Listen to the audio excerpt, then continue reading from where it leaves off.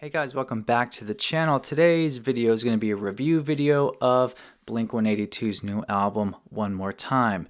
This video is not going to be a long 20-minute video trying to dive into each song and explaining what I liked about each song, but rather this is going to be a general review and my thoughts on the album as a whole, as I've been listening to it for the past 3 days, kind of what my thoughts are and my overall reaction is.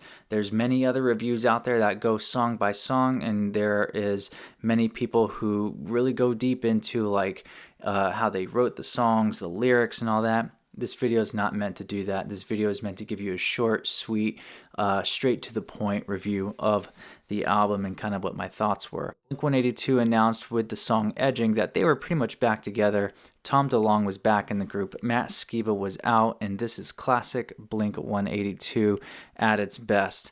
In the last few months, they released a couple more singles, and that was One More Time, which the album was named after, and More Than You Know. After that, Dance With Me was another song that they released, another fun pop punk song. After that, there was a couple other songs. They released a decent amount of singles before the album actually dropped. Which leads me to my first point. I do not like when artists drop 1,000 songs from the album before the album drops. I think that ruins the album. Thankfully, Blink-182's new CD has quite the sizable set list. I don't remember how many songs were on there, total. I didn't really count it, but when you go on Spotify or when you look on whatever you have, a vinyl, a CD, whatever, it's a decent set list of quantity. There's a lot on there. So releasing 4 singles, I guess, isn't that bad in light of everything. But when I'm anticipating an album, I don't want to know 4 or 5 of the songs off the album because it kind of takes away from that magic experience of like that excitement. You know, having a new album is almost like opening a Christmas gift, and you don't know what to expect. You're hoping you're getting what you want, but overall you're not really don't know what to expect. And so when you have so much revealed to you already, especially on albums that don't have long set lists, when you reveal too much, it kind of takes away from the excitement. But in this case, I guess we can let it slide because there is a decent sized playlist. And so that would be my point number 1. Point number 2, how does the album sound?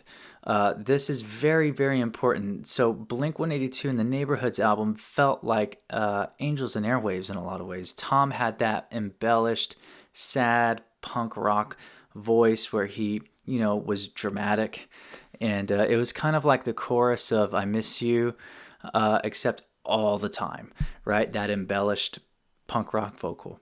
That's not a bad thing necessarily, but Tom doesn't really do that a lot in this album.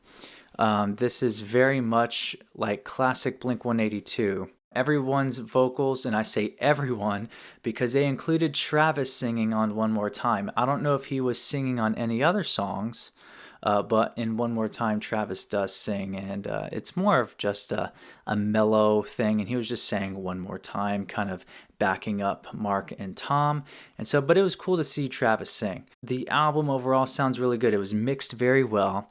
It was produced very well. It was mastered very well. The drums are very punchy. The snare is very snappy.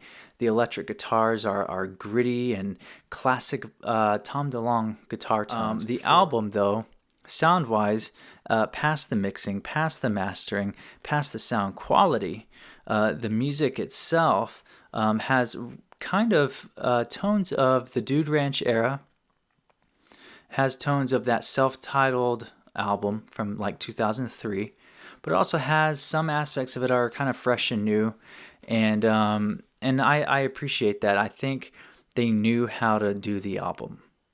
They knew that this was going to be kind of nostalgic and that fans would eat it up. They would go to the concerts and things like that, and that's not a bad thing. This is what the fans wanted. It's an album that plays off nostalgia, and they know they're going to get you with nostalgia, and you're going to like the album a lot initially off of nostalgia. So if you want to have a sit down where it's like, what do I really think about this album? Keep listening to it, maybe revisit it in a few months and see if you still like it. Nostalgia can cause blindness. And so that's kind of my thoughts on the album overall. I'm not going to go deep into each song. One More Time is the song that came out that the album is named after. This song is their deepest song lyrically on the album. The rest of the album is classic Blink-182. Very, punk rock, young childhood, and, that kind of thing. But One More Time revisits the idea of their breakup. It hits on the realities of Tom's cancer and Travis's experience with the plane crash, and all of that is all wrapped up into this song. And the chorus, Tom belts out the chorus, which is a deep chorus. Do I have to die to say that you miss me? And so it's a song that is their deepest song. It really plays off of that vibe of I miss you. It's acoustically driven. It's, got your pianos and all that. It's a very good song though. More Than You Know is the upbeat song that released side by side with One More Time.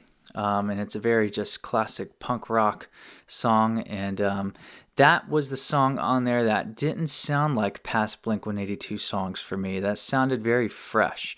And so that was the song that actually caught me by surprise. Every other song was kind of very Blink-182-ish and very much expected, both lyrically and musically. But More Than You Know felt like a new, like they tapped into something there. And I wish they would tap into more of that. I wish the rest of the album kind of had that same vibe as More Than You Know.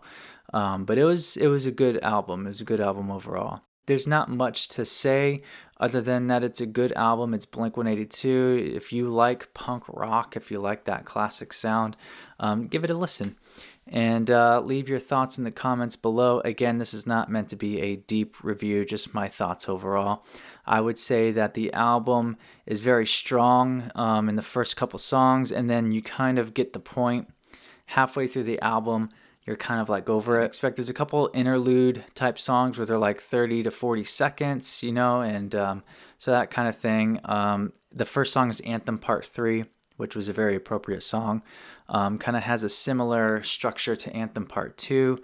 And I think it was cool that they did an Anthem Part 3. Having the anthem in Enema of the State and having the anthem in Take Off Your Pants and Jacket and then having Anthem Part 3 in this album was pretty cool to see. And hope you enjoyed the video. Leave a like, comment, subscribe for more, and let me know what you thought of the album. What's your favorite song off the album? Me, personally, my two favorite songs are More Than You Know and One More Time.